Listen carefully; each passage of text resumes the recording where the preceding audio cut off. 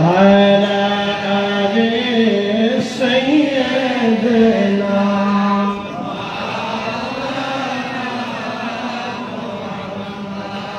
বিদেশের দিল ভাই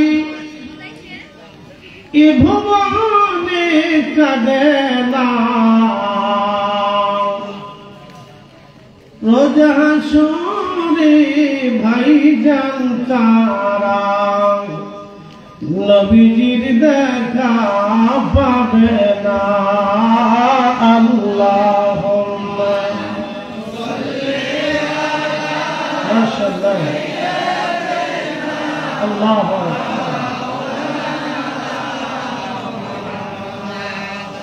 وعلى آل سيدنا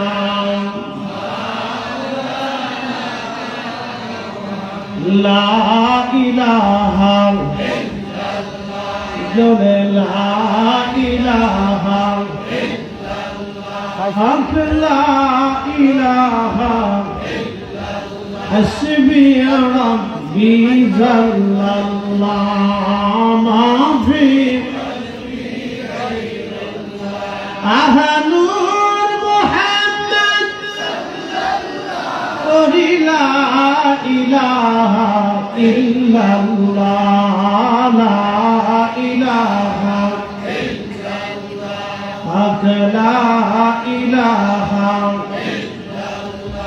لا إله إلا الله محمد رسول الله صلى الله عليه وسلم মুকাদ্দমে গেলাম না সরাসরি ওয়াদে চলে গেলাম সময় তো বর্তমান ওমানের নিনুয়া নামক এলাকাতে খোদারি নবী হযরতে আল্লাহ নবী হযরত ইউনূস আলাইহিস সালাম কালেমার দাওয়াত দিতে আমার আল্লাহ তারে পাঠাই দিলেন সমস্ত নবীদেরকে আল্লাহ কোন না কোন কওম কোন না কোন এলাকার জন্য আল্লাহ পাঠাইছে আর আমাদের নবীকে আমার আল্লাহ तमाम সৃষ্টির জন্য আমার আল্লাহ পাঠিয়েছে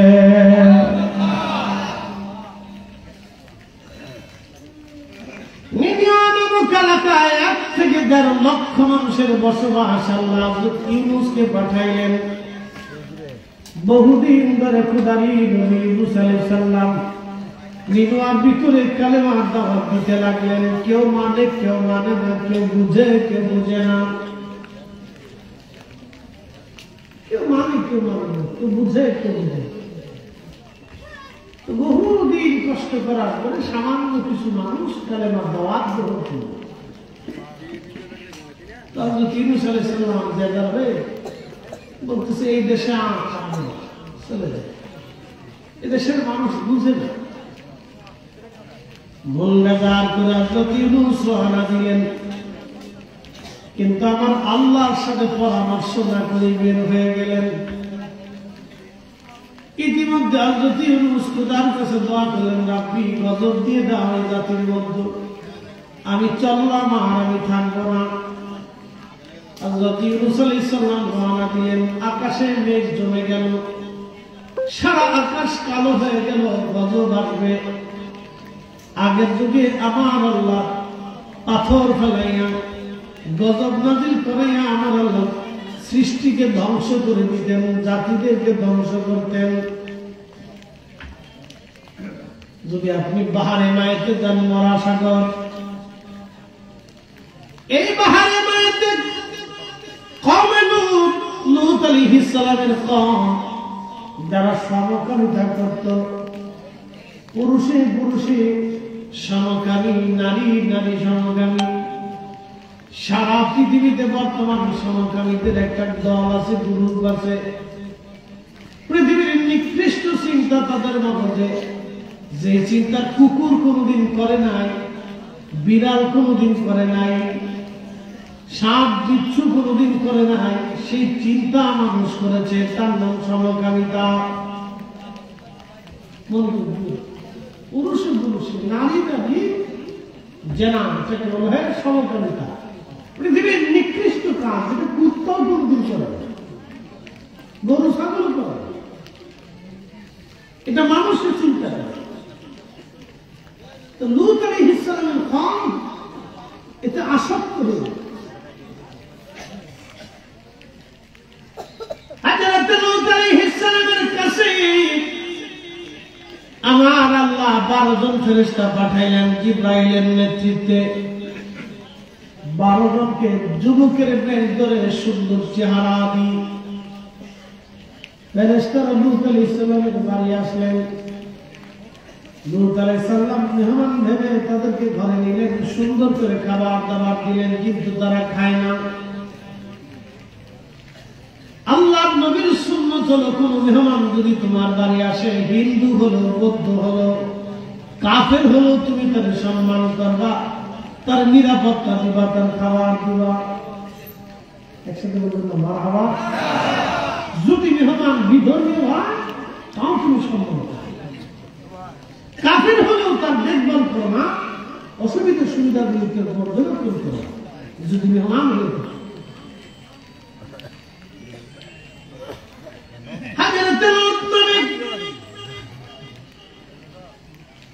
নিরাপত্তা দিতে লাগলেন, তাদের ঘরের ভিতরে নিয়ে গেলেন। তারা জাতি খুব আসক্ত ছিল, পুরুষ মানুষ, সুন্দর যুবক বালক দেখলি লেবাতাতের জন্য তাদেরকে ধরে নিয়ে যাইত। হাই কি কঠিন জমানা। হযরত লূত আলাইহিস সালামের স্ত্রী সে দলের সদস্য ছিল। ভালো করে বুঝলেন, লূত আলাইহিস সালামের স্ত্রী ওই দলের সদস্য।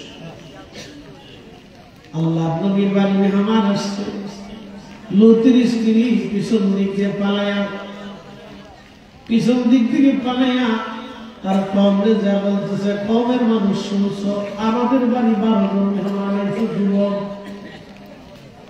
তোমরা যারা পুরুষে পুরুষের সমকামিতে বিশ্বাসী, তাড়াতাড়ি আমাদের বাড়ি থেকে 12 জন যুবক ধরে নিয়ে আসো। কি বুঝলো?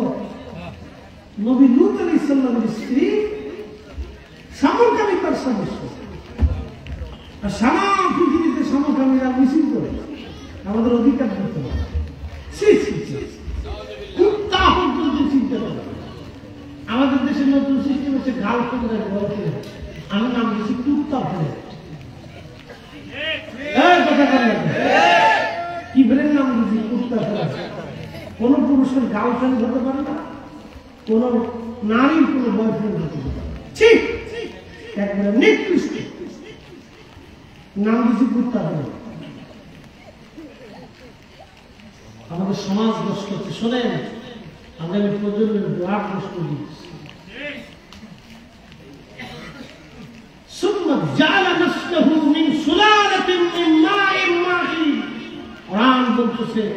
আমি মানব জাতিকে সৃষ্টি করেছি মানুষের নির্গত শরীরে বিশেষ পানি থেকে। এই পবিত্র বৈধতা বৈবাহিক বন্ধনের মাধ্যমে তার পবিত্রতা।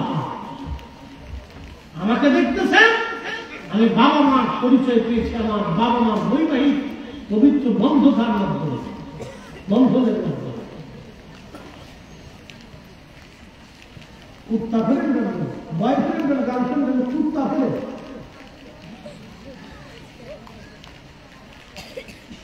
পশ্চিমা সংস্কৃতি আমাদের আগামী প্রজন্মকে ধ্বংস করে দেওয়ার জন্য তারা কঠিন চক্রান্ত নিয়ে মাঠে নেমেছে। উপস্থিতি খুব মনোযোগ দিবেন। হযরত লূত আলাইহিস সালামের স্ত্রী যখন খবর দিয়ে দিলেন, খোদারি নবী লূত আলাইহিস সালামের বাড়ির সামনে হাজার হাজার কওমের লূতের লোকজন এসে গরদান যুদ্ধ পিটাচ্ছেন। লূত রোজা খোলো, তোমার বাড়ি মেহমান এসে দিয়ে দাও।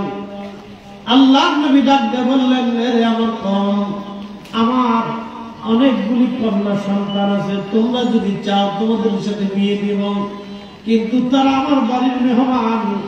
আল্লাহর আখিরাতে কেউ যদি বিশ্বাসী হয়, মেহমানকে শত্রুর হাতে কোনদিন তুলে দেব না। একসাথে বলবেন আল্লাহু আকবার। আমাদের হুসাইনকে ডেকে নিয়ে যাওয়া হলো মেহমান বানায়া। আমাদের হুসাইন রাদিয়াল্লাহু আনহুকে ডেকে নিয়ে যাওয়া মেহমান বানাইয়া তিনি ইচ্ছা করে জান্নাত দাওয়াত দিয়ে তাকে নিয়ে যাওয়ার পরে মেহমান হুসাইনকে কতল করা হয়েছিল। শুধু ওনাকে না, সারা পরিবারে সেই দিন ওনাকে শহীদ করা হয়েছিল। উনি বলেছিলেন, হে আমার নানার উম্মতেরা, তোমরা দাওয়াত করে আনছো আমারে, আমি ইচ্ছা করে আসিনি, দাওয়াত এসেছি, দাওয়াত দিয়ে তোমরা মেহমানের সাথে এমন করতেছো। হযরত ওমর ডাক দিয়ে বলতেছে, আমি আমার মেহমান তোমাদের হাতে দেব না। লূত আলাইহিস সালামের কওম বলে, না, যদি না দাও দরজা ভেঙে জোর করে নিয়ে যাব। আল্লাহর নবী অনেক চেষ্টা করতেছিলেন দরজা রক্ষা করার জন্য। ইতিমধ্যে জিবরাইল ডাক দিয়ে বলেন, হুজুর, আমরা মানুষ না, আমি জিবরাইল 12 জন ফেরেশতা নিয়ে আসছি আল্লাহর পক্ষ থেকে, চিন্তা করবেন না, দরজা ছেড়ে দিয়ে আপনার সন্তান কন্যা সবাই মুমিনদেরকে নিয়ে পিছনের দরজা দিয়ে আপনি সুদূর হযরতে ইব্রাহিম খলিলুল্লাহকে রেখে এসেছি হারানে, আপনি হারানের দিকে চলে যান, সাবধান, পিছনের দিকে একবারও তাকাবেন না, আর আপনার স্ত্রীকে সাবধান, আপনি সঙ্গে নেবেন না। আমার স্ত্রী নেন না, আমি চলে যাব। লূত আলাইহিস সালাম মুমিনদেরকে নিয়ে পিছনের দরজা দিয়ে বের হলেন। জিবরাইল বলেন, হুজুর, একটা বারও পিছনের দিকে তাকাবেন না, চলে যাবেন সোজা আপনার চাচা হযরত ইব্রাহিম খলিলুল্লাহর কাছে। হযরত সাইয়্যিদুনা লূত আলাইহিস সালাম রওনা দিলেন, স্ত্রীকে রেখে রওনা দিয়ে চলে গেলেন। হযরত জিবরাইল আলাইহিস সালাম ওই জমিনের নিচ থেকে উঠাইয়া উল্টাইয়া জমিনটাকে মাটির মধ্যে দাবায় দিলেন। একসাথে বলে আল্লাহু আকবার, আল্লাহু আকবার, জবান খুলে বলে আল্লাহ আছেন, আসেনি, বাহারে মায়ের এখনো আছে, বাহারে মায়ের এখনো আছে। নাস্তিকরা বলে আল্লাহ বলে কিছু নাই, নাস্তিকতা বিশ্বাসী যারা আল্লাহ বলে কিছু নাই, তারা বলে আল্লাহ হাজার হাজার বছর আগে বাহারে মায়ের বানায়া পৃথিবীর সব সাগরের পানি লোনা, এই বাহারে মায়ের এই সাগরের পানি লোনা, কিন্তু সব সাগর থেকে এই সাগরের পানি 10 গুণ বেশি লোনা, 10 গুণ বেশি লোনা। পৃথিবীর সব সাগরে জীবন বাঁচলেও এই সাগরে কোনো জীবন বাঁচে না। সব সাগরে মানুষ ডুবে গেলেও এই সাগরে কোনো প্রাণী ডুবে না। চিৎকার করে বলেন আল্লাহু আকবার। ইয়া আইয়ুহাল্লাহ ইয়া আইয়ুহাল ইনসানু মা গাররাকা বিরাব্বিকাল কারীম।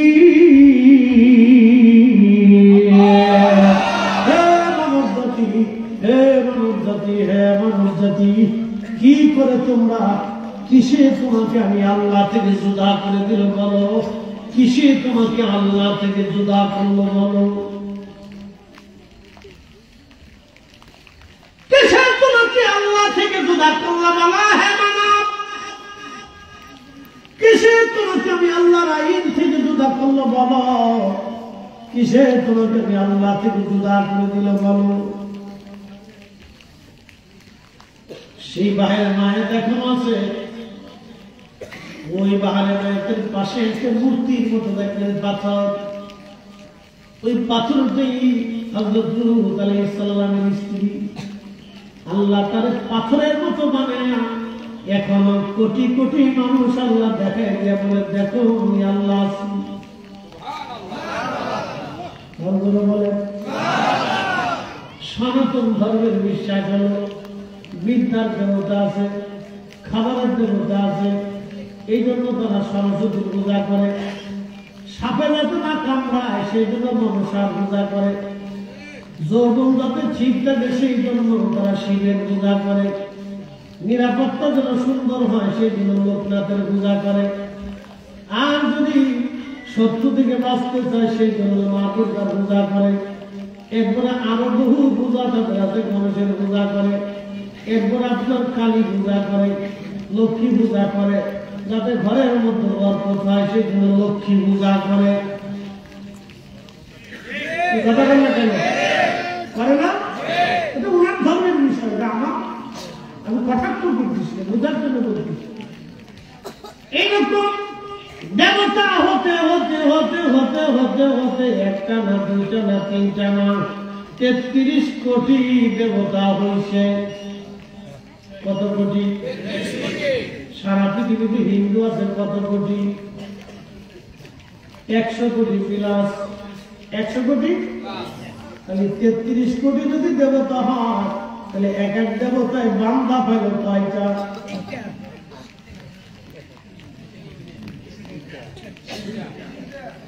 যারা বলেন অঙ্ক যদি আমি ভুল না করে দিলে তাহলে ঠিক আছে।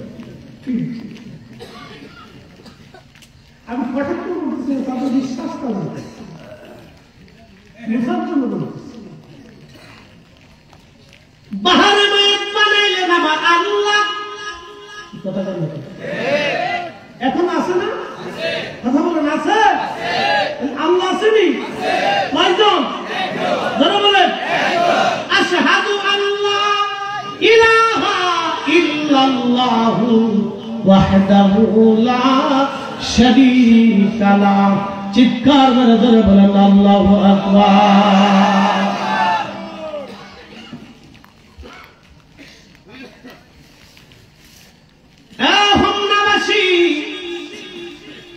ভালো করে শুনে দেবেন আপনারা, বাহারে মায়ের দিয়ে আল্লাহ প্রমাণ দিয়ে দিলেন, এখনো বাহারে মায়ের আছে। লূত আলাইহিস সালামের স্ত্রীর সেই মূর্তি পাথর বানিয়ে দিলেন আল্লাহ, এখনো আছে। হাজার হাজার বছর ধরে এখনো আছে।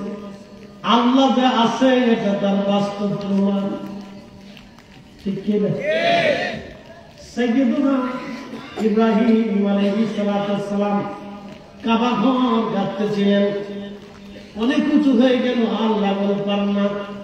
সাইয়্যিদুনা ইসমাঈল আলাইহিস সালাম একটা পাথর নিয়ে আসলেন, পাথরের উপরে পা রেখে ইব্রাহিম পাথর গাঁথে অটোমেটিক সেটা লিফট হয়ে গেল, উপরে যায় নিচে আসে, পাথরের মধ্যে পায়ের দাগ বসে গেল।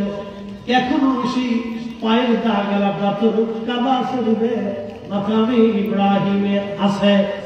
তাহলে বলেন আল্লাহ কয়জন? একসাথে যারা বলেন কয়জন? যদি আল্লাহ ভগবান দেবতা যাইকর দুজন হইত বা একাধিক হইত, আজকে এই মাসের কয় তারিখ চলে? এখন শীত আসার কথা না, বৃষ্টি তো এখন আসার কথা। আমাদের এখানে সাথী ধরা লাগবে। বৃষ্টির ভগবান যদি আলাদা হতো, বৃষ্টির দেবতা যদি আলাদা হতো, আর শীতের দেবতা যদি আলাদা হতো, তাহলে আজকে দুই দেবতার মধ্যে মারামারি লাগতো। শীতের দেবতা বলতে পারে বেটা তুই বৃষ্টি দিবি কে? এখন তো নভেম্বরের শেষ, শীত আসার কথা, শীত বাদ দিয়ে বৃষ্টি হবে না। আমি শীতের দেবতা শীত দিব, তুই শীতের দিনে বৃষ্টি কেন দিবি? তুই গ্রীষ্মকালে চলে যা। কি কথা বলবে? দুই দেবতার ভিতরে মারামারি। বলেন আল্লাহ কয়জন? শীতের দিনে দিনে বৃষ্টি দেন, কেন দিয়েছেন উনি ভালো জানেন। ঠিক কিনা? উনি ভালো জানে কেন দিয়েছে, উনি জানেন। হাজার হাজার কোটি কোটি পানি উনি দেন, আবার এই পানি চলে যায়। যদি দেবতার 33 কোটি হইত রে, দেবতায় মারামারি কইরা দেবতাই মারামারি করে শেষ হয়ে যাইত, বান্দার মারামারি করা লাগতো না, দেবতারা বিধি বিধি করে শেষ হয়ে যাইত। এই জন্য আল্লাহ ডাকতে হাবিব উম্মতকে জানিয়ে দেখলাম শরীক আল্লাহ, আমি রবের কোনো শরীক নাই, আমি আল্লাহ এক। কুল হুয়াল্লাহু আহাদ, বলে দেন আমি আল্লাহ এক এক এক। চিৎকার করে হাত উঁচা করে বলেন আল্লাহু আকবার।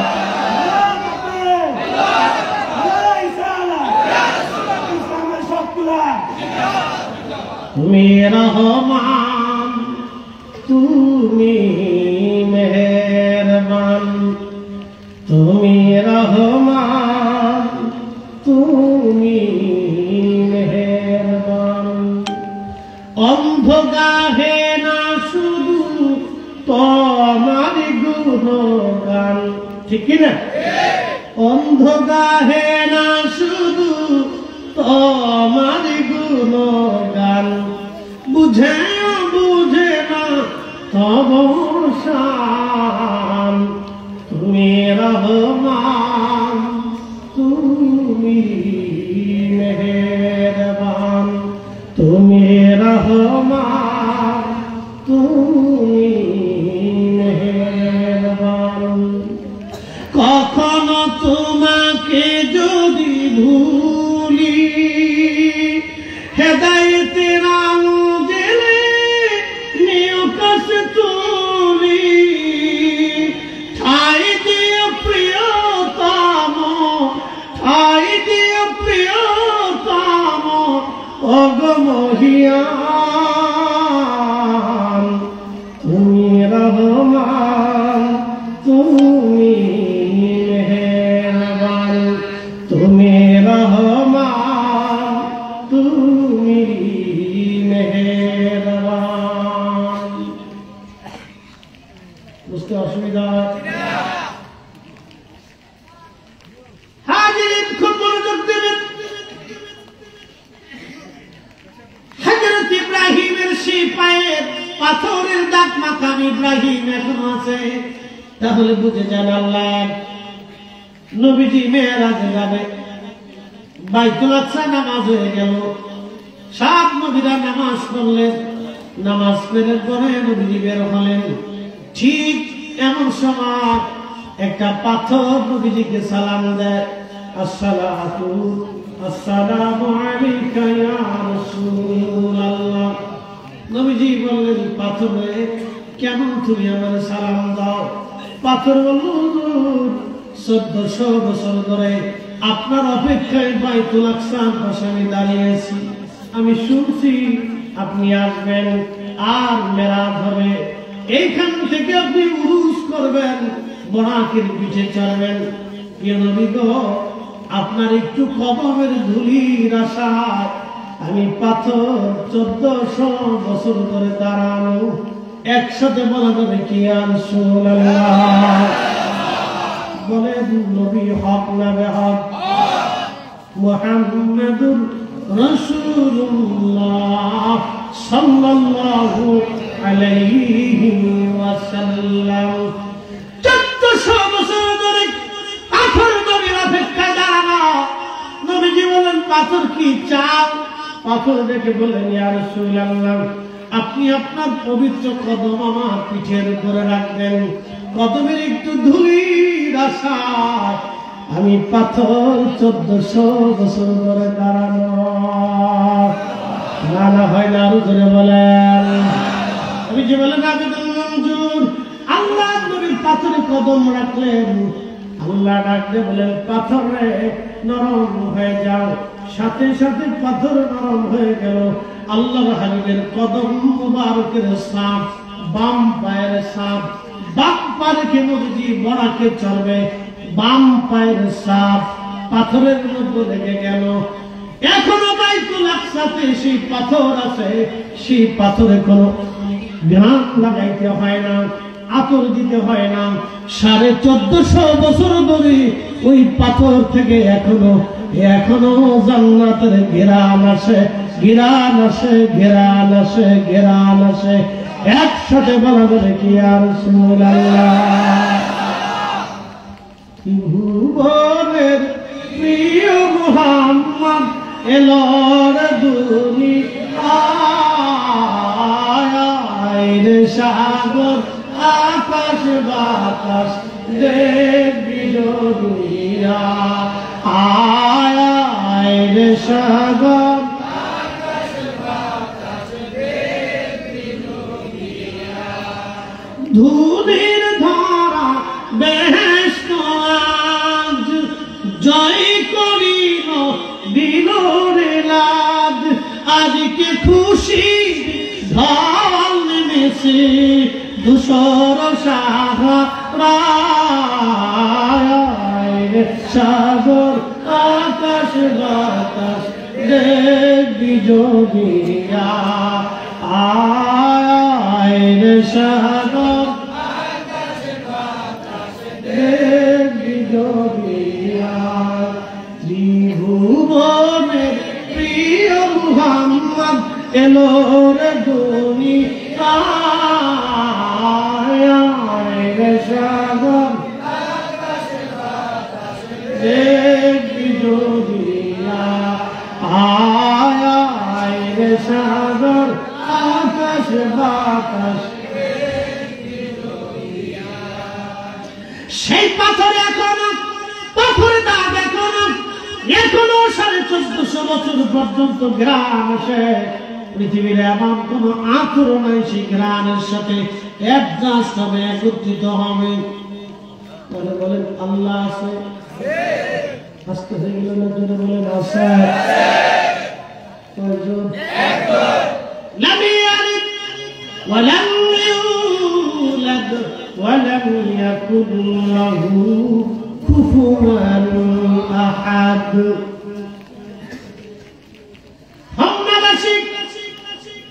খুবই মনোযোগের সাথে কথা শুনবেন রাত বেশি হয়ে যাবে আমি বাড়াবো না 12টার ভিতরে ক্লোজ খুব মনোযোগ দেন কথা ইম্পর্টেন্ট যদি এখনো আল্লাহ আছে আপনি বুঝতে চান তাহলে উহুদে চলে যাবেন উহুদ নবী বলতেন উহুদ আমাদের ভালোবাসে আমি নবী উহুদকে ভালোবাসি আলা বাবিন মিন আবওয়াবিল জান্নাহ উহুদ হলো জান্নাতের একটা পাহাড় উম্মতরা জান্নাতের দরজার সাথে উহুদকে আল্লাহ বসায় রাখবে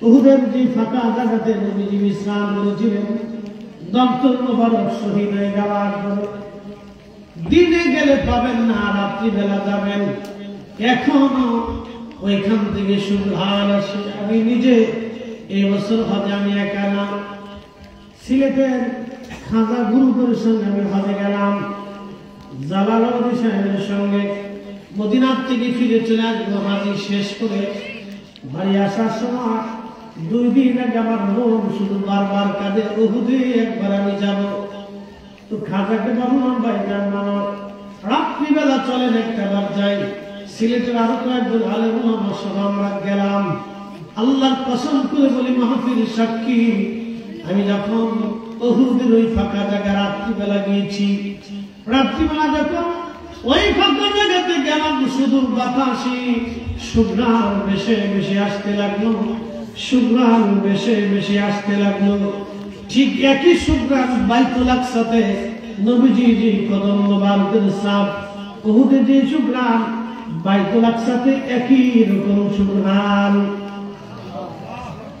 উহুদের ওইখানে সিমেন্ট একটু বুঝিয়ে রেখে না ঢেকে রাখা হয়েছে যাতে ভিতরে কেউ যেতে না পারে জানালার মধ্যে ছোট্ট একটু কাটা আছে আমরা রাত্রিবেলা এখানে উঠে মাথা ভিতরে ঢুকে লক্ষ্য করলাম হোমনাবাসী যেখানে আল্লাহর হাবিব বিশ্রাম করেছিলেন ওইখান থেকে এত সুন্দর সুঘ্রাণ আসতে লাগলো আমরা কয়েক ঘন্টা ওইখানে বসেছিলাম এসা পড়লাম নফল পড়লাম মিলাদ শরীফ পড়লাম দোয়া করলাম ফিরে চলে আসবো মদিনার থেকে আল্লাহর দরবারে মনে রাখতি মিনতি জানাইলাম এত সুন্দর সুঘ্রাণ আসতে লাগলো আল্লাহর কসম করে বলি পৃথিবীর কোন শ্রেষ্ঠ আচরণ ওই সুঘ্রাণের কাছে কিছুই হবে না আওয়াজ তুলে বলা যাবে কি ইয়া রাসূলুল্লাহ 1450 বছর পরে আমার নবীর মর্যাদা দুনিয়াতে আছে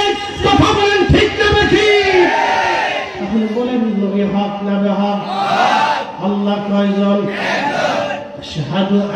لا إله إلا الله وحده لا شريك له وأشهد أن محمدا عبده ورسوله صلى الله عليه وسلم চিৎকার করে জোরে বলেন আল্লাহু আকবার জবানটা খুলে দেন একসঙ্গে কিছু সময় আল্লাহর জিকির করে আল্লাহ আল্লাহ আল্লাহ আল্লাহ আল্লাহ আল্লাহ আল্লাহ আল্লাহ আল্লাহ আল্লাহ আল্লাহ আল্লাহ আল্লাহ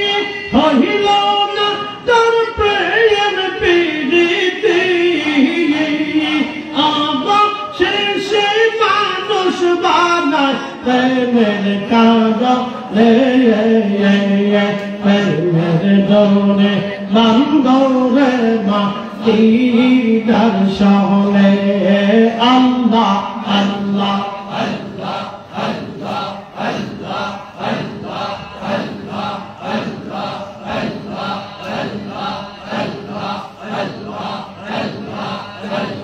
আল্লাহ আল্লাহ মানুষ নাই সে গো আল্লাহ প্রেমের কারণে প্রেমের দৌড়ে বান্দরে মাদিনার শহরে আল্লাহ আল্লাহ আল্লাহ আল্লাহ আল্লাহ আল্লাহ আল্লাহ আল্লাহ বাতনা গিলেন আসমান জমিন আর বানাইছেন রাত রবার দিন হাবিবকে পাঠাইলেন গো আল্লাহ হাবিবকে পাঠাইলেন গো আল্লাহ প্রেমের কারণে প্রেমের দৌড়ে বান্দরে মাদিনার শহরে আল্লাহ আল্লাহ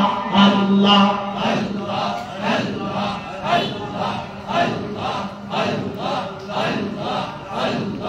আল্লাহ আল্লাহ আল্লাহ আল্লাহ আল্লাহ লা ইলাহা ইল্লাল্লাহু মুহাম্মাদুর রাসূলুল্লাহ সাল্লাল্লাহু আলাইহি ওয়াসাল্লাম একবার জোরে বলা যাবে কি মারহাবা আল্লাহ সেই বাস্তবতা থেকে আমি আপনাদেরকে বুঝাইলাম হযরত ইউনূস আলাইহিস সালাম মনটা বেজার করে রওনা দিছে আকাশে মেঘ জমে গেল প্রচন্ড মেঘ একেবারে কালো হয়ে গেল এমন কালো হয়ে গেল নিনওয়াবাসী দৃশ্য দেখে নিনওয়ার ভিতরে একজন ধর্মগুরু ছিলেন একজন আলেম ছিলেন হযরত ইউনূস আলাইহিস সালামের ধর্মের উপরে খুবই মুরব্বী আলেম সব নিনওয়াবাসী দৌড়ায় যে বলতেছে হুজুর নবী ইউনূস তো মন বেজার করে চলে গেছে বদদুয়া করার কারণে আল্লাহর আকাশে মেঘ জমে গেল প্রচন্ড মেঘ এত পরিমাণে কালো গজব মনে হয় আমাদের উপরে নেমে আসবে কি করা যায় খোদার গজব থেকে এখন কেমনে বাঁচি বল ওই আলেম পরামর্শ দিয়ে বলল যদি বাঁচতে চাও তাহলে সবাই ঘর বাড়ি ছেড়ে দিয়ে বাচ্চা কাচ্চা নিয়ে একটা মাঠের মতো জমা হয়ে তোমরা সবাই আল্লাহর দরবারে কাঁদতে থাকো তওবা করতে থাকো আমাদের দেশে যখন বৃষ্টি না হয় একেবারে অনাবৃষ্টি হয় বুঝবেন তখন খোদা গজব এসে গেছে ওই বৃষ্টি যদি আপনাকে নামাইতে হয় তাহলে এলাকার সব মানুষ বাড়িঘর রেখে দিয়ে মাঠের মধ্যে যে আল্লাহর দরবারে চোখের পানি ফেলে ফেলে কাঁদতে হবে কেউ যাবে না কেউ যাবে না সালাতুল ইস্তিসকা এইভাবে ঠিক হয় না এখানে আব্দুল করে শয়তান আসবে সব দিকে ওই অঞ্চলে কেউ থাকতে পারবে না বাচ্চা কাচ্চা সব নিয়ে যেতে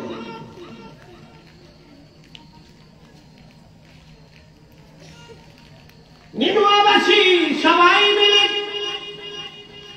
মাঠের মধ্যে যাইয়া খোদার দরবারে করুণ সুরে কাঁদতে লাগলো আল্লাহ আমরা ভুল হয়ে গেছে নবী ইউনূস মহা বেজার করে চলে গেছে আল্লাহ আমরা ভুল করছি তোমার আরো অস্বীকার করবো না মালিক আমরা মাপ চাইতেছি গজব দিয়ে আপনাদের ধ্বংস করে দিও না আল্লাহ আল্লাহ আমাদের মাফ করে দাও অনুনয় বিনয় করে সবাই মিলে একসাথে কাঁদতেছে যখন কান্নাকাটি করলো আল্লাহর আকাশ থেকে গজব চলে গেল বলেন আল্লাহ আছে আল্লাহকে পরিপূর্ণ ঈমান আল্লাহকে পরিপূর্ণ ঈমান কোথা আসে মুসলমান কাজী নজরুলের কবিতা আল্লাহ আল্লাহতে পরিপূর্ণ ঈমান কোথা সে মুসলমান, আল্লাহতে পরিপূর্ণ ঈমানদার যদি পাওয়া যায় তো তাহলে সুদের কারবারি চলত না, ঘুষের কারবারি দেশে হইত না, জমি জমা নিয়ে মারামারি হতো না, অন্যের জমি কাইরে খাইত না, অন্যের টাকা মেরে দিত না। কথা কর না কেন?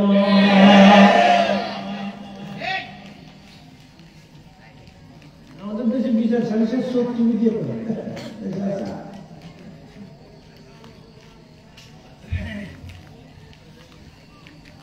দুনিয়াতে যারা অন্যায় বিচার করবে হাসরের মধ্যে তাদের হাসর নাসর হবে ফেরাউন নমরুদ হামান কারুনের সাথে। দুনিয়াতে যারা ন্যায় বিচার করবে হাসরের ময়দানে তাদের হাসর হবে হযরত ওমরের সাথে। একবার জোরে বলা যাবে কি মারহাবা।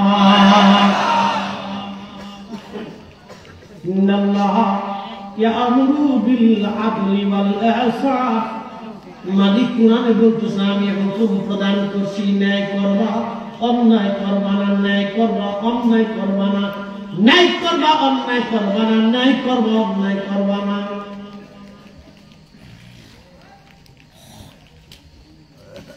হযরত ইউনূস মন বাজার করে সমুদ্রের পাড়ে চলে আসছে, জাহাজে উঠেছে, এই দেশে আর থাকবো না, সমুদ্র পার দিয়ে চলে যাবে ওমানের সাগর। ওমান সাগরে নিনোয়া ওমান সাগরে সেই সালামা বন্দর এখন আছে। তিনি উঠে গেলেন জাহাজে, জাহাজ ছেড়ে দিয়েছে। আল্লাহ ডাক দিয়ে বলেন ইউনূস আমার হুকুম ছাড়াই তুমি বেজার হয়ে চলে গেলা, যেহেতু হুকুম ছাড়া গেলা আজকে শাস্তি যেতেই হবে। বুঝছেন? নবীদেরকে আল্লাহ ছেড়ে দেবেন। কষ্ট হইতেছে আপনাদের? বলে পিছিয়ে ভাইরা একটু বসা যাবে না ইনশাল্লাহ? হাত নামান। এই যে আমরা এই যে মাটির উপরে আজকে বসে আছেন না, আমি যদি আজকে মারা যাই কালকে সন্ধ্যার আগে তো আমার দাফনটা হবে। বৃষ্টি হলে তো বাবার কবরই দেওয়া, প্রচন্ড বৃষ্টি, পানি কাদার ভিতরে ওইভাবেই ঠেলে দেওয়া, কাউকে ছাড়া হয়।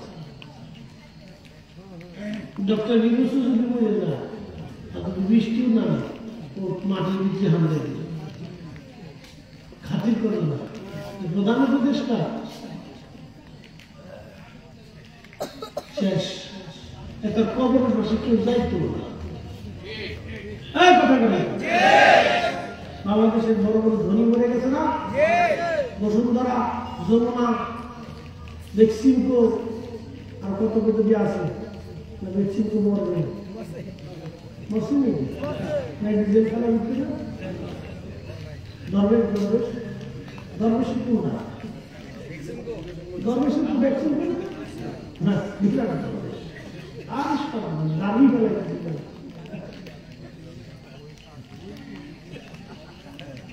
আমি একটা জীবন কেন গঠন করবো যে যদি ভর বলাই করবো? কি কথা বলেন? ওটা তো আমার দরকার। শোনেন, মানুষের মধ্যে বেঁচে থাকতে এই কাজ মানুষের করতে, যে আমি মানুষের মধ্যে বেঁচে থাকি, আমি করে যাবো মানুষ আমাকে বাঁচিয়ে, ঠিক কিনা? এই কাজ করতে আমাদের দেশে রাজনীতিবিদদের তো অনেক সময় বুঝে না, ক্ষমতা পাইনি ভাবে এটাই মনে আমার জীবন নেবার কখন আল্লাহ নবীদেরকে ছেড়ে দেন। এই রুশ, তুমি আমার হুকুম ছাড়াই আসছো, আজকে তোমার শাস্তি দিতেছি। আল্লাহ সমুদ্রের মাঝখানে রাখবে না, আমার মুখে তুই দৌড়বি, দৌড়বি কিন্তু হজম করবি না।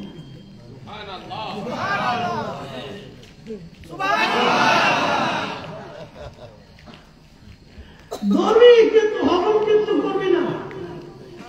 এই মাছের ডাক দিচ্ছে, ওর সেটা আরো বড় আর একটা মাছের উপরে, তুই ওই মাছের খাবি কিন্তু হজম করবি না। দেখে আল্লাহ ইউনূস আলাইহিস সালাম আল্লাহ শাস্তি কুলিল্লাহুম্মা মালিকাল মুলক তুতিল মুলকা মান তাশা। যাকে খুশি রাজত্ব দে, যার কাছ থেকে খুশি রাজত্ব ছিনিয়ে দিবে। ইজ্জতওয়ালা মানে ইজ্জত ছিনেই নিয়ে যায়। মালিককে একসাথে বলেন কে? পৃথিবীতে কোন রাজা বাদশা আমির আমরা কারো কি রাজত্ব চিরদিন হয়েছে? কোন প্রমাণ আছে? কোন প্রমাণ? এত প্রমাণ থাকার পরেও আমরা বুঝতে চেষ্টা করি। আমাদের কাজ হচ্ছে মানুষের মাঝে বেঁচে থাকা। মানুষের মাঝে কি থাকা? বেঁচে থাকা। রাজনীতির অর্থই হচ্ছে মানুষের মাঝে বেঁচে থাকা, মরে যাওয়া। মানুষের হৃদয়ে হৃদয়ে বেঁচে থাকার নাম হচ্ছে রাজনীতি। যে মানুষের জন্য রাজনীতি করে সে মানুষের হৃদয়ে বেঁচে থাকে, বহুদিন বেঁচে থাকে। সে মরে যায় কিন্তু সে মানুষের হৃদয়ে বেঁচে থাকে। কথা ঠিক কিনা? মানুষের হৃদয়ে বেঁচে থাকে। তো মনোযোগ দেয় হযরত ইউনূস আলাইহিস সালাম জাহাজের মধ্যে চলছে। জাহাজের মধ্যে চলার পরে তুফান শুরু হয়ে গেল। প্রচন্ড তুফানে জাহাজ ডুবু ডুবু ডুবু ডুবু। জাহাজের যিনি সাড়ে আছে বহুদিন ধরে জাহাজ চালায়। ক্যাপ্টেন ডাকবে বলল, এই জাহাজ তো ঝড় এই সময় আসার কথা না, কারণ তো ঝড়ের টাইম না। যারা নদীর মধ্যে জাহাজ চালায় দীর্ঘদিনে তারা নদী সম্পর্কে তাদের বিরাট অভিজ্ঞতা, সাগর সম্পর্কে তাদের বিরাট অভিজ্ঞতা। যারা কৃষি কাজ করে কোন সময় কোন ওষুধ দিতে হবে, পানি দিতে হবে, তারা তা জানে। আমরা যদি দায়িত্ব দিয়ে দেয়, হুজুর আপনি বিরাট বড় হুজুর বক্তা, পুরা মাঠের দায়িত্ব আপনাকে দিলাম, আপনি লোকজন নিয়ে তারপরে মাছ চাষ করবেন। আমি মাঠ তো এমন চাষা চলবো, ধানের জায়গা পাট, পাটের জায়গা ধান, সকালের জায়গা বিকেল, ওষুধের জায়গা পানি, পানির জায়গা ওষুধ চলে যাবে। শেষে দেখা যাবে ধানই নাই, ফসলই নাই, শেষ হয়ে গেছে। ওই বিদ্যা তো আমার নাই। কৃষক যেটা বুঝবে এটা উনি ভালো বুঝে, আর আমার বক্তব্য বিদ্যা আমার কথা। আমার আল্লাহ মেহেরবানি বহু বক্তা আমার আসলে, এটা আল্লাহর দয়া। আমি হেরে গেছি তো আমি নামাজ পড়ে বেরোচ্ছি, তাই একজন বক্তা আসে আমার ধরছে, কে বলেছে আমার কিছু খাওয়া চলে বলতেছে, চলে আপনার সাথে একটু বলবো। তাহলে করে কোনায় বসলাম, বলতেছে হুজুর আপনি একমতের, আমি একমতের, একটু ভিন্ন মতের, নাম বলবো না। বলতেছে ভাইয়া একটু বলবেন আপনি এত সুন্দর করে কিভাবে কথা বলেন, আর মানুষের হৃদয়ের মতো লাগে কারণ কি? আমি বললাম শোনেন, আপনি যে কথাটা বলবেন সে আমল আপনার থাকতে হবে। বক্তার আমল যদি না থাকে তাহলে শ্রোতাদের হৃদয়ে আঘাত করা যায়। এই জন্য নবীদেরকে আল্লাহ নিষ্পাপ রাখতো। কেন রাখতো জানেন? নবীরা নিষ্পাপ হওয়া করেন, ওনাদের দর্শে বসার সাথে সাথে মানুষের হৃদয়ে পরিবর্তন আসে। আমরা আপনাদের কানে আঘাত করি, আর নবী আলাইহিস সালাম আলাদা আঘাত করি। ওলি যারা ছিলেন তারা মাহফুজ ছিলেন, গুনাহ থেকে আল্লাহ তাদেরকে মুক্ত রাখতেন, তাদের কাল স্বচ্ছ ছিল। এই জন্য প্রকৃত ওলিদের দর্শে বসার সাথে আপনার হৃদয়ের পরিবর্তন আসে। একসাথে বলবেন আল্লাহু আকবার।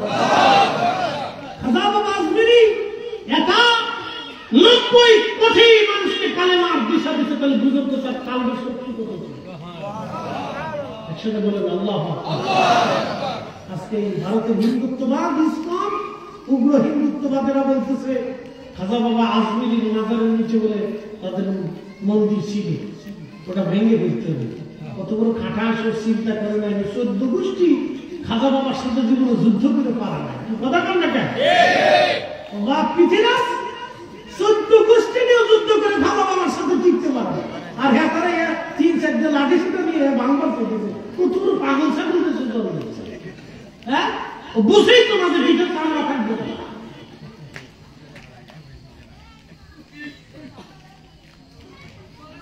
প্রিয় উপস্থিতি, খুব মনোযোগ দেবেন। হযরত নূহ আলাইহিস সালাম মাঝি নামনা জাহাজের মধ্যে ক্যাপ্টেন ডাকতে বলতেছে এখন তো ঝড় আসার কথা না, কিন্তু ঝড় আসলো কেন?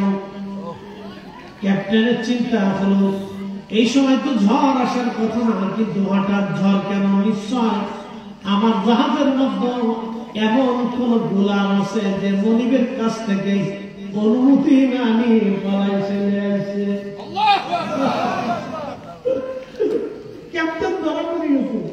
কেমন কেউ আছো মনিবের কাছ থেকে হুকুম না এলেই অনুমতি না এলে পালাই চলে আসছো, এছাড়া আজকে ঝড় আসার কথা না।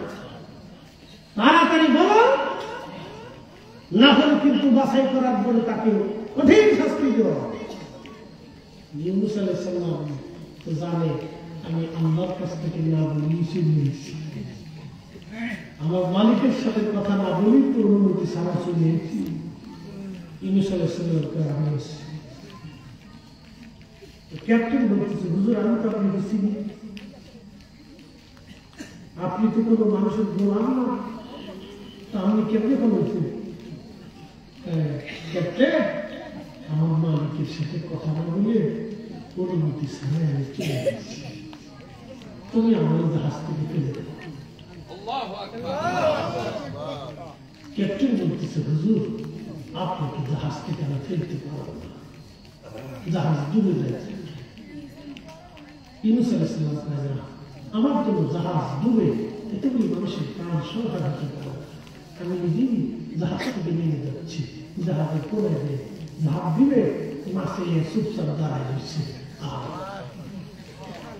একসাথে বললাম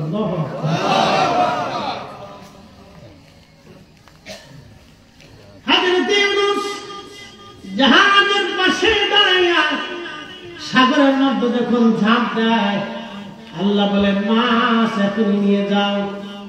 বিরাট বড় মাছ হা করলো হযরত ইউনূস আলাইহিস সালাম, মাছের পেটের মধ্যে চলে গেলেন।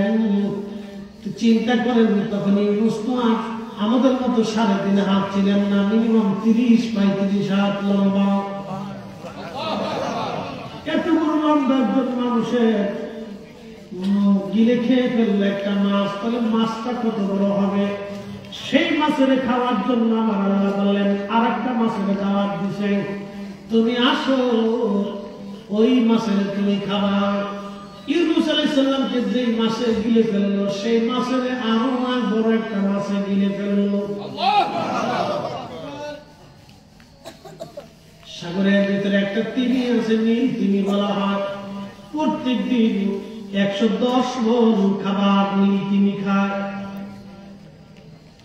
110 মণ করে হাজার হাজার লক্ষ লক্ষ নীল তিমিরে প্রত্যেক দিন পেট ভরে যিনি খাওয়ান, এক বাক্যে বলেন তো সেই মালিকের নাম কে? এত তিমির আল্লাহ খাওয়া হয়, কিন্তু কোন জাতিসংঘ নাই, তিমি মাছের কোন খাদ্য অধিদপ্তর নাই, কোন খাদ্য গুদাম নাই, ব্যাংকের অ্যাকাউন্ট সিস্টেম নাই, কোনো কিছুই নাই। তিমি মাছের সমুদ্রের ভিতরে প্রত্যেকদিন 110 মণ করে যিনি খাওয়ান তিনি আল্লাহ। ওই আল্লাহ কিন্তু আমরা খাওয়ায়। এত খাওয়ানোর পরেও বান্দা সুদ খায়, ঘুষ খায়। আমার দিকে দেখা প্রত্যেকদিন কয় কেজি চালে ভাত খেতে পারবো? বলতো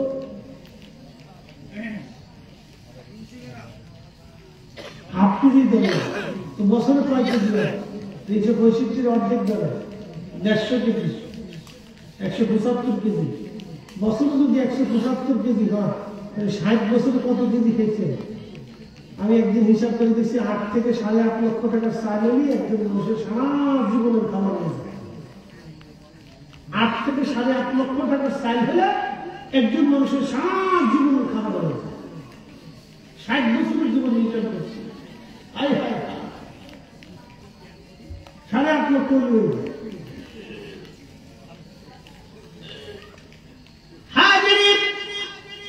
পৃথিবীতে মানুষ 800 কোটি। 800 কোটি যদি মানুষ হয়, তাহলে কুত্তা আছে কত? কতগুলি কুত্তা? ধরে এই 50 লক্ষ কুত্তা আছে, 1 কোটি, 5 কোটি, 10 কোটি, 50 কোটি কুত্তা। 50 কোটি কুত্তা, 50 কোটি বিলাই, 50 কোটি কুত্তা, 50 কোটি বিলাই, মানুষের জন্য জাতিসংঘ হলো, মানুষের জন্য স্বাস্থ্য অধিদপ্তর হলো, মানুষের খাদ্য নিরাপত্তা হলো, জেলায় জেলায় গোদাম হলো, এরপরে কৃষি অধিদপ্তরের বাজেট হলো, কোটি কোটি টাকা কৃষি খাতে বাজেট, কোটি কোটি টাকা স্বাস্থ্য খাতে বাজেট, কোটি কোটি টাকা আপনার এলাকার খাতে বাজেট, কোটি কোটি টাকা নিরাপত্তার খাতে বাজেট, কোটি কোটি কোটি কোটি টাকা ওষুধের বাজেট। এই যে এত বাজেট হলো, কুত্তার কোনো বাজেট নাই। আচ্ছা বলেন, সারা পৃথিবীর এত সঙ্গ হলো, এত কিছু হলো, কুত্তার কোনো সঙ্গ নাই। আপনারা বলেন, পৃথিবীতে 1 কোটি কুত্তা যদি হয়, এই কুত্তা দিলে খাবার খাওয়াই কে? একসাথে ধরে বলেন কে? ও আল্লাহ, ওদেরকে যদি খাওয়াতে আমাদেরও আল্লাহ চীনের জনক বলে, চীনের জনক মাও সেতু, সে গবেষণা করে দেখলো তার চীনে চড়ুই পাখি এই প্রত্যেক বছরে কত হাজার মেট্রিক টন যেন গম খেয়ে ফেলে, চাল ধান খেয়ে ফেলে। মাও সেতু চিন্তা করলো, তাহলে চড়ুই পাখি রাখা যাবে না, ওকে মেরে ফেলে দাও, এত লক্ষ ধান বেঁচে থাকে। বুঝতে পারছেন? তো ওরা চড়ুই পাখি মারার জন্য একটা দিন ধার্য করলো, চীনের কোটি কোটি মানুষকে চড়ুই পাখি মারার জন্য উদ্বুদ্ধ করলো, অনুপ্রাণিত করলো যে তোমরা সবাই চড়ুই পাখি মেরে খেয়ে ফেলে দাও, চড়ুই পাখি রাখা যাবে। তো দিন ধার্য করে উৎসব করে তারা চড়ুই পাখি মারা, সারা চীনের কোটি কোটি চড়ুই পাখি একদিনে মেরে সমান করে দিল। চড়ুই পাখি নাই, মরে গেল। ধান লাগানো হলো, এই বছরে দুর্ভিক্ষ লেগে গেল, কোনো ধান হলো না, ফসল নষ্ট হয়ে গেল। পরের বছর আবার ধান লাগানো, আবার নষ্ট হলো। পরের বছরে আবার ধান লাগানো, আবার নষ্ট হয়ে গেল। চড়ুই পাখি নাই, ধান নাই। একসাথে বলুন আল্লাহু আকবার। বলেন জোরে জোরে জোরে জোরে জোরে জোরে। সব প্রাণীদের খাবার কে দেয়? চড়ুই পাখি নাই, না। 1 কোটি মানুষ দুর্ভিক্ষে মরে গেল না খেয়ে, চিনি মাংসতে শোনা। 1 কোটি মানুষ দুর্ভিক্ষে চীনে খাবার না পেয়ে মরে গেল। দুর্ভিক্ষটা কত কঠিন ছিল আপনি বুঝলেন? 1 কোটি 1 কোটি মানুষ শুধু না খেয়ে মরে গেল। দুর্ভিক্ষ কত ভয়াবহ ছিল। পরে গবেষণা করে দেখলো যে চড়ুই পাখি মারাটা ছিল জীবনের সবচেয়ে বড় মুশকিল দ্বারা। ওই কারণ কি? চড়ুই পাখি শুধু ধান খেতে না, ধানের পোকাও খেতে। ওই পোকা না খাওয়ার কারণে পোকা আমদানি হবে।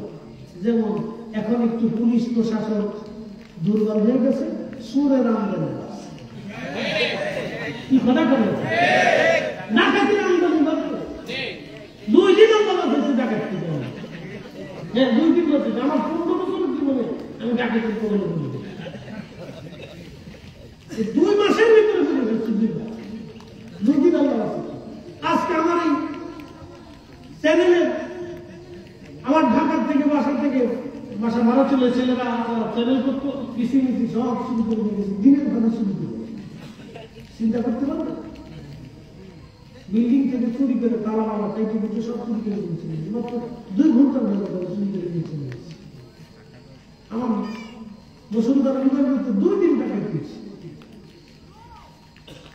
প্রশাসন দুর্বল, ডাকাত শক্তিশালী। সব বিড়াল মেরে দেন, ইঁদুরে জ্বলায় ঘুমাইতে পারবে না। কি কথা বল না? একটা দুর্বল হলে আর একটা বিপদে সবাই মেরে শেষ করে দিচ্ছে। আপনার সারা চীনের দুর্ভিক্ষ লেগে গেল, একবারে চড়ুই পাখি মারা করে পোকামা করে বৃদ্ধি লেগে গেল। এই জন্য সবাই দরকার রব্বুল আলামিন। ধরে বল রব্বুল আলামিন। একসাথে বলে রব্বুল আলামিন। এর অর্থ হচ্ছে তিনি লালন পালন করলে বলা, তিনি একটা দিয়ে আরেকটা দিয়ে লালন পালন করে। রাষ্ট্র শুধু একজনকে দিয়ে চলে না, সবাই দিয়ে রাষ্ট্র হয়। এখন যদি জামাত ইসলাম মনে করে যে বাংলাদেশ থেকে সুন্নি সব তারাই দিব আর আমি সব দখল করে নেব, ও ছাতা তা হবেন না। কি কথা বল না কেন? ওগুলো হবেন না। বহু জায়গা দেখা যায় মাজার দরবার এগুলো ভেঙে চলে খানখান করে। কতদিন ধরে ভাঙবেন? কতদিন ভাঙবেন? আসছিল, স্থায়ী হয় নাই। আপনারা আসবেন, বাঁধতে থাকবেন, আপনাদের তো স্থায়ী হবে না। কি কথা বল না কেন? এগুলি বন্ধ করতে হবে। রাষ্ট্র সবাইকে দিবে, রাষ্ট্র সবাইকে, ঠিক আছে, রাষ্ট্র সবাই দিবে, সংসদ সবাই দিবে। এদেশে হিন্দু থাকবে, বৌদ্ধ থাকবে, খ্রিস্টান থাকবে, শিখ থাকবে, শিয়া থাকবে, সুন্নি থাকবে, জামাত থাকবে, কওমি থাকবে, সব থাকবে। কি কথা বলেন? সবাই দিয়ে রাষ্ট্র, রাষ্ট্র দিয়ে শুধু একজনকে দিয়ে হবে না, সবাই দিয়ে হবে। পুলিশ থাকবে, আনসার থাকবে, সেনা থাকবে, ডিবি থাকবে, সব সেকশন থাকবে, সবাই দিয়ে হবে। তবে হ্যাঁ, এই সেকশনগুলির ভিতরে কিছু দুষ্ট মানুষ সব জায়গায় থাকে, থাকে না ভাই? মসজিদও চুরি হয়, মসজিদও চুরি হয়, মন্দিরেও চুরি হয়। একজন দুর্বল হলে আরেকজনকে ধরে নিয়ে দিতে হবে, মারতে হবে, এগুলি না, এগুলো ঠিক না। রাষ্ট্র সবাইকে দিবে, সবাইকে সবার নিরাপত্তা দেবে। আর সুলতান জিন্নুল্লাহি ফিল আরদ, আর সুলতান জিন্নুল্লাহি ফিল আরদ, শাসক গোষ্ঠীরা হচ্ছে জমিনে আল্লাহর ছায়া, সে সবাইকে নিরাপত্তা দেবে। কি কথা বল, ঠিক কি না? সবাইকে কি দিবে? নিরাপত্তা দেবে। শেরপুরের এক দরবার ভেঙে চলে খান খান করে দিচ্ছে, তছনছ করে দিচ্ছে। কে মাদ্রাসায় কে কিন্তু গোলাপিটা শেখানো হবে। একজনের বাড়ি ঘর থেকে আপনি গরু ছাগল চুরি করে আনতে পারবেন না, মাল সামনা লুটপাট করে নিয়ে আসতে পারবেন না, কখনোই না। আল্লাহ কোন বৈধতা দেবে। দেখলাম সেই দরবারের গরু ছাগল যা আছে সব লুটপাট করে নিয়ে আসছে। আচ্ছা বলেন, ওরা যদি সেই গরু ছাগল যারা লুট করে আনছে তারা যদি গরু খায়, এটা হালাল হবে? হালাল যদি না হয় তাহলে গরুর গোস্ত শুয়োরের গোস্তের ভিতরে তফাৎ কি? কি কথা বল না কেন? কোনো তফাৎ আছে? কোনো তফাৎ?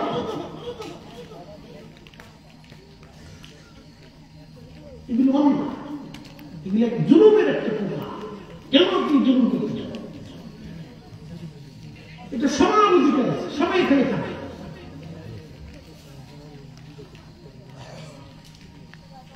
এই উপস্থিতি আল্লাহ আমাদেরকে সেই সমজদার করুন, সকলে বলে না আমিন। ইউনূস আলাইহিস সালাম মাছের পেটে দিচ্ছে, আর এক বছর বসছে। ইউনূস আলাইহিস সালাম মাছের পেটের মধ্যে কিছু সময় একটু বেহুশ বেহুশ ছিলেন, খুশকিল আসছে, খুশকিল আসার সময় দেখেন পেটের ভিতরে দিচ্ছে। আচ্ছা বলেন তো, অক্সিজেনটা কে দিচ্ছে? মাছ কি সমুদ্রের উপরে না নিচে? পানির ভিতরে কি অক্সিজেন থাকে? মাছের ভিতরে ইউনূস আলাইহিস সালামের অক্সিজেন সাপ্লাই আল্লাহ দিতেছে। ইউনূস আলাইহিস সালাম উঠে দেখে আল্লাহ মাছের পেটের ভিতরে, তখন তিনি চিন্তা করেন আমার তো মনিবের হুকুম ছাড়া চলে আসছে। সাথে সাথে তিনি সেজদায় পড়ে গেলেন। মাছের পেটের মধ্যে সেজদার মধ্যে পড়ে হযরত ইউনূস আলাইহিস সালাম সেজদার মধ্যে পড়ে গেলেন। সেজদার মধ্যে পড়ে যে বলতে লাগলেন, লা ইলাহা ইল্লা আনতা সুবহানাকা ইন্নী কুনতু মিনাজ জালিমিন। মালিক, তুমি ছাড়া আর আমার কোনো ইলাহা নাই, তুমি ছাড়া আর কোনো রব নাই, তুমি ছাড়া আর কোনো রব নাই, তুমি পবিত্র। সেজদার মধ্যে মাছের পেটের মধ্যে পড়ে গেলেন আর এই জিকির করতে লাগলেন তিনি। এই জিকির আর মাছের পেটের মধ্যে রইল না, এটা আরশে মুআল্লার চারপাশে ঘুরতে লাগলো। আল্লাহর নবী সহিহ বুখারীর কিতাবুল আমবিয়ার মধ্যে লেখেন, যদি ইউনূস আলাইহিস সালাম সেজদার মধ্যে পড়ে লা ইলাহা ইল্লা আনতা না পড়তেন, তাহলে কিয়ামত পর্যন্ত আমার মাওলা ইউনূস আলাইহিস সালামকে মাছের পেটের ভিতরে রেখে দিয়ে সমুদ্রের গভীরে তারে ঘুরাইতে থাকতো। এই জন্য বিপদে পড়া অন্যায় করার পরেও ফিরে যেতে হবে কার কাছে? আল্লাহর দরবারে মাথা নত করে বলবেন, আল্লাহ আমার ভুল হয়ে গেছে। কি কথা বলেন? আল্লাহ কি হয়ে গেছে?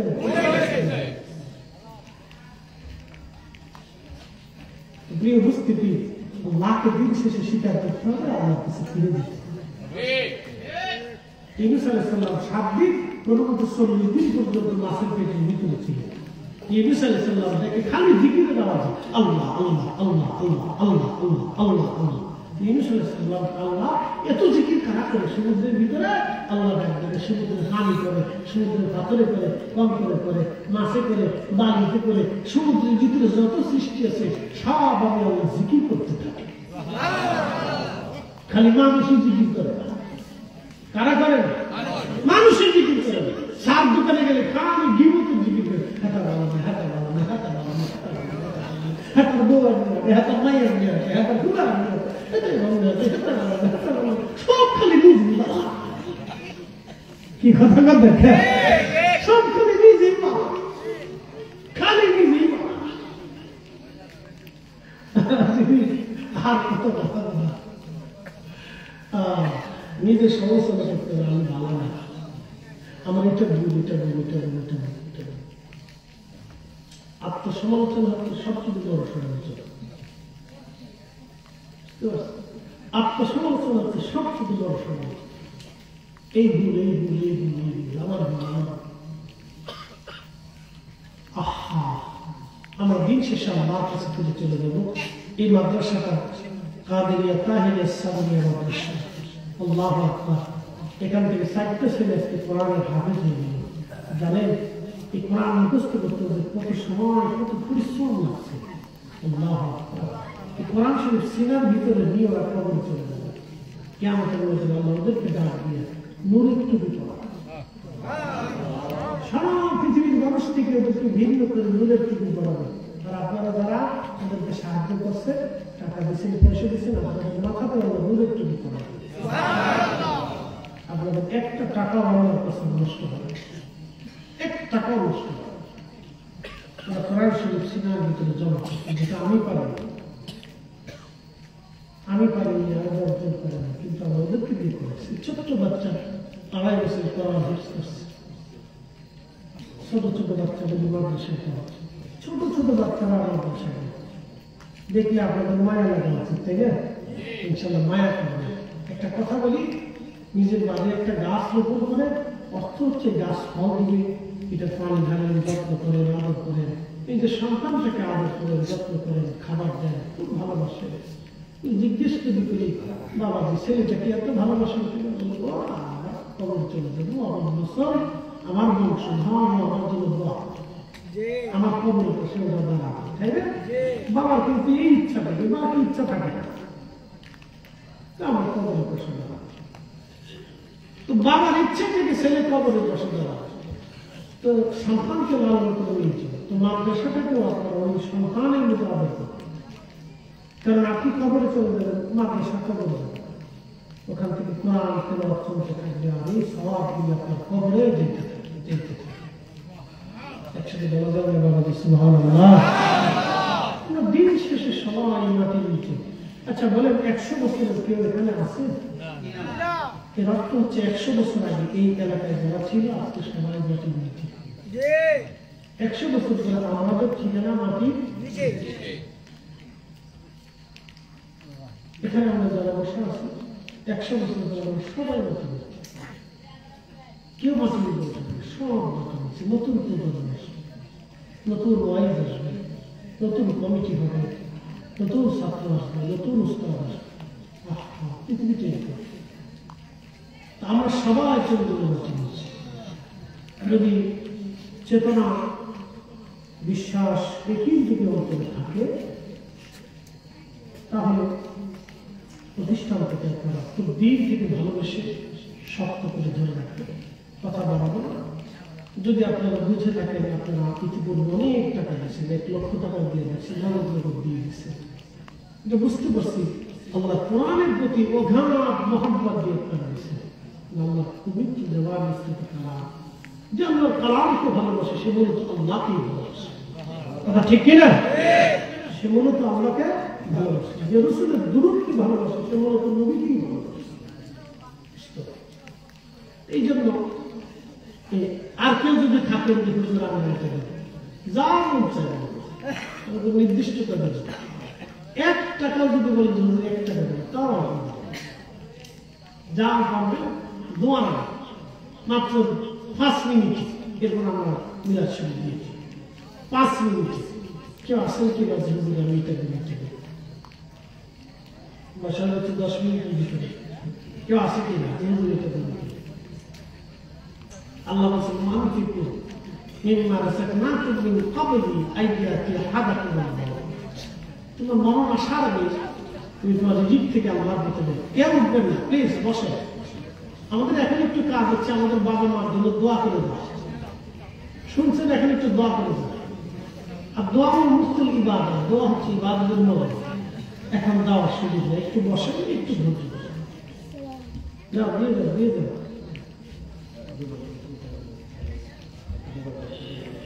হ্যাঁ ছাত্ররা দাও তো তোমরা একটু রুমাল ধরে দেবে মা বোনেরা যারা আছেন আপনারা একটু শরীর হয়ে মিজান ভাই নগদ 1000 টাকা দিয়েছে সবাই মারহাবা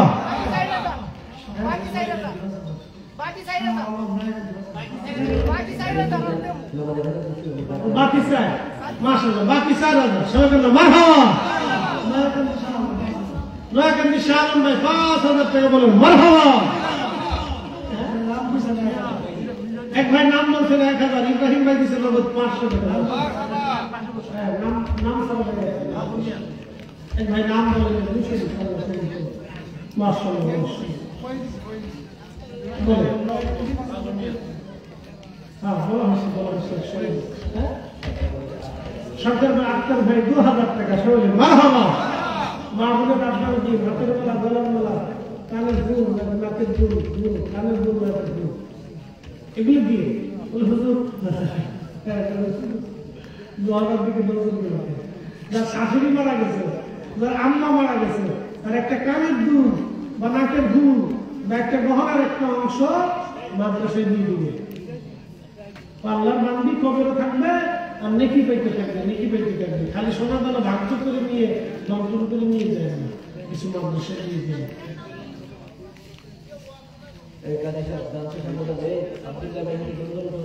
হ্যাঁ ঠিক আছে আরেকজন 100 টাকা দিয়ে দিল মাশাআল্লাহ